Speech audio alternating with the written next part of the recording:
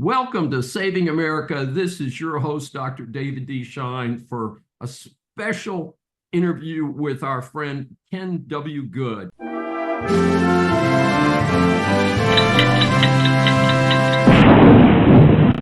He graduated from Hardin-Simmons University in 1982 with a Bachelor of Arts degree. He received a Master of Education degree in 1986 from Tarleton State University. In 1989, he earned his law degree from Texas Tech School of Law, where he was a member of the Texas Tech Law Review. Mr. Good has argued cases before the Supreme Court of Texas, the Texas Court of Criminal Appeals, along with numerous courts of appeals, including the United States Court of Appeals for the Fifth Circuit. He is the author of Good on Bail, a practice guide created for the bail industry professionals. In addition, he has written numerous articles on the subject of bail reform, including what successful bail reform looks like. Mr. Good is married and has 2 daughters. Our series Interviews for Saving America establishes that the world is full of interesting people. We welcome Ken Good for his first appearance on Saving America. Well, thank you very much for having me. I feel like I'm racing to try to catch up with you after listening to that.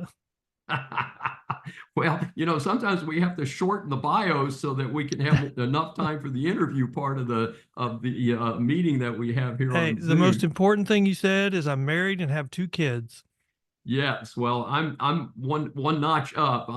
I've got a bunch of kids and I've got 7 grandchildren. You get to the next gen, you start counting the grandchildren. I'm telling you, you're bragging now. You're making me very, very jealous. You'll get there, I promise you. It's a trip. Well, as you know, our format is we ask our guests 3 questions. So first, tell us about the organization Professional Bondsman of Texas. Well, let's see. I would describe that as the voice of the bail industry in Texas. It's an organization that's made up of bail bondsmen across the state of Texas, but they also are very active. They have a legislative committee, so they're active at the legislature. I'm on the board of directors, and I'm on the legislative committee. We propose bills to the legislature, and we are a resource to the legislature on bail issues. And we should have an active session coming up. We have other committees that are very active. We have an annual meeting in the next few months, and so we're actively getting ready for that. And so I would describe our organization mostly as a resource to legislatures across the country and the public to educate them about bail-related issues. And I think we have a blog that highlights important stories in the criminal justice area, and we also have our own podcast, which we call the Bail Post. You can find a link to it on our website, pbtx.com, but you can also just go to thebailpost.com and you can find our shows that we've done about all kinds of different criminal justice issues.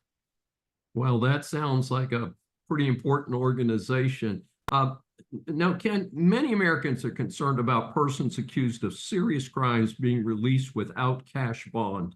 Does that really make the community less safe? I think that we are finding, well, we've always said yes. The answer to that question is yes. But I think during COVID, we found that there was a lot of data that supported that. There was Yolo County in California released a study after COVID where they found that people released on cash bonds by the private industry versus people released on simple release, which would be no cash bail. It's just called different things across the country. That people released on just simple release with their promise to come back had a 200% greater chance of committing a violent offense in the next 18 months. And that's, I think, a devastating number. I mean, think about it. Just the type of release that you're using puts the defendant or has a 200% greater chance of putting them in a worse position. How is that even possible? Well, the way it works is once you're released, the release mechanism determines your rate of return. So, the private industry has the lowest failure to appear rate. These no cash bail systems have a very high failure to appear rate. So if there's an 80% chance, like in all misdemeanor courts in California, because they use simple release, if there's an 80% chance you're not going to come back to court, or that your case is going to be put on hold until you come back because you missed court, well, there's a great risk that is going to create chaos because the same number of cases are being filed on average. And that puts an incredible pressure on courts to just dismiss cases. Chaos creates de facto decriminalization. De facto decriminalization is a green light for criminals to commit more crime. And that's what we've seen.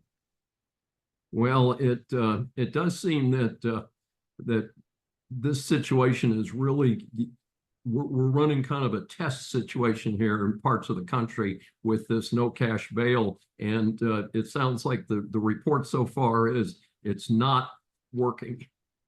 I think that's absolutely correct. And the problem is, it's not that we are trying something that we have studies that say we should try this. We're trying something that's never been done, and we're trying something that the experts would say there's nothing compatible with the private industry. That's the reason why it's been around for 200 years. All of these other things we're trying have not been tested. They've never been shown to work, and they have a huge failure to appear rate. But we're doing them anyway, so we're having the same results that we've had in the past. Amazing. And I have to ask kind of an entertainment question as our third question today is, there's been a reality TV show about bail bondsmen. There was a fictional show, Lee Majors, The Fall Guy, where he was a professional stuntman, but when he wasn't doing that, he was out finding people that had skipped out on their bail. And of course, if the accused skips out on their bail, your bonding company still has to pay that cash to the court if they can't deliver the person. So how does what we've seen on television compare with what happens in your day-to-day life? Well, I think the day-to-day life is a lot more boring. There's always a few exceptions to the rule, but let's start with the general stuff. So when you fail to miss court, you get scared. You don't know what's going to happen. So the bondsman calls you, talks to your family, and assures you, hey, this is what you can expect. Come on, we'll walk you back to court. And so I would say a large number of time people just get a call, they trust their bondsman, they go back to court, they get their case back on track pretty quickly. But the problem is, like in Texas, bondsmen don't have the ability to arrest. So we can find them, and then we can call the police and say, hey, we know where the defendant is. There's a warrant for his arrest. Will you come and pick him up? Okay, that's another area. But then there's the people that are, they know what's going to happen to them if they go to court. And so they know they're going to spend some time in the pokey. And so they're not going to come back willingly. And so we have to hire what we would call recovery agents. And I think that some of those are what maybe the extreme cases are what you see television shows about. And that's people who are paid to go and serve that warrant and take them back into custody. There's been some cases on that recently that are very eye-opening. People crossing state lines with someone, and if they don't have the authority to do that, they get the bond. The recovery agent gets charged with kidnapping under the federal statute. So I think we're becoming very adverse of what we can and cannot do.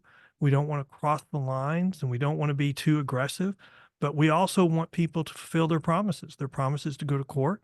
And if they don't, then we have agreed that we will do everything that we can that's legally possible to get them to court. The bonding companies in Texas cannot arrest, but we can hire private detectives who can. And so that's what happens in the extreme cases if we cannot convince them to come back. Ken W. Good, this has been fascinating.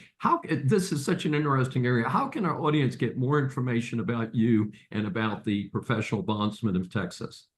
They can go to our website, pbtx.com. We also have a Facebook page. We have a Twitter account. They're all linked on our Facebook page. We have a YouTube channel. We have, as I've mentioned before, we have our own podcast called the Bell Post. And we have a blog where we highlight all these stories in the criminal justice realm. I think it's so important that we're out here telling this story of how the criminal justice system works, because if you just listen to the advocates for change, I don't know if anyone's telling the story that we're telling, and that is something that's been around for 200 years and why it works and why it works so well. It just does one thing, and it gets people back to court. All you hear is we need to change, we need to be more fair, that what we're currently doing is not constitutional, even though the courts keep saying it's constitutional. And so we're highlighting really the good stories of the criminal justice system, even though all you hear in the news sometimes is the bad. I understand. Well, thank you so much for joining us today. This is Dr. David D. Schein for Saving America. Thanks for joining us. And if you've enjoyed this episode, please subscribe on your favorite platform.